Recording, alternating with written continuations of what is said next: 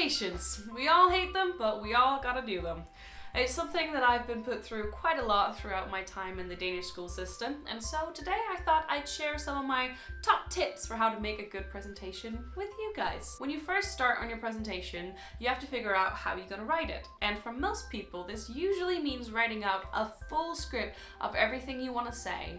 But in my experience, that often leads people to do the number one no-go presentation, which is reading out loud. Now, why is reading out loud a bad thing, you may ask? Well, so far I've been speaking to you guys freely with eye contact, hopefully somewhat interesting tonal voice thing. Let's compare that to me doing the exact same thing, but reading it. Presentations. We all hate them, but we all gotta do them. It is something I've been forced through a lot during my time in the Danish school system. So today I want to help you make your presentations better through your writing, your PowerPoint, and your delivery. Now, that's a whole lot less engaging, isn't it? When I first started doing presentations, I would often fall into the full script trap, which led me to trying to memorize everything word by word as I'd written it, which meant I would stumble more often, and if I forgot something, it was hard to get back to the point I wanted to make. Instead of that, I now use bullet points.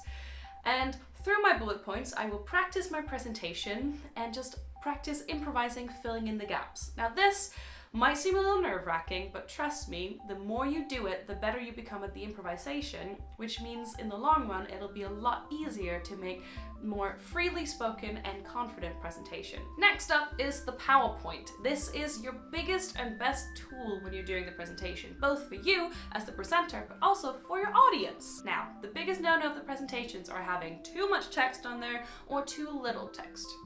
Too much text will often lead to, you guessed it, reading out loud, and we don't want that. However, having too little text on there, or just having like a single photo on there, will lead to your audience wondering why there's even something on the screen in the first place. It'll also mean you're more likely to get lost because you've got nothing to refer back to.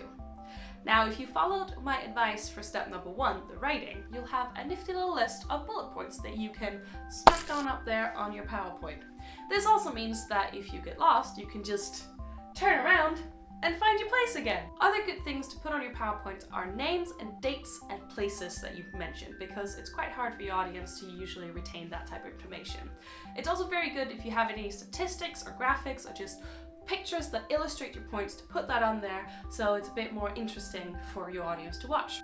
However, if PowerPoint itself isn't really your jam and you want something a bit more colorful, a bit more illustrative, that I'm assuming is a word, and a bit more easier to use, some click and drag kind of things, I would recommend a website called Canva. It has a bunch of graphics that you can use for free, a bunch of text, and you can upload your own things and you just click and drag in. Finally, the most important thing about your presentation is your delivery. This is how you will be speaking to people and presenting your presentation.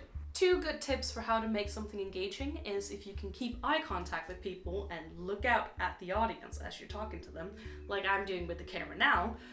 But if that's a little too intimidating, I sometimes find that looking just above them has the same kind of effect, because it looks like you're looking at them, like I'm looking just above the camera now, but you don't actually have to focus on their eyes.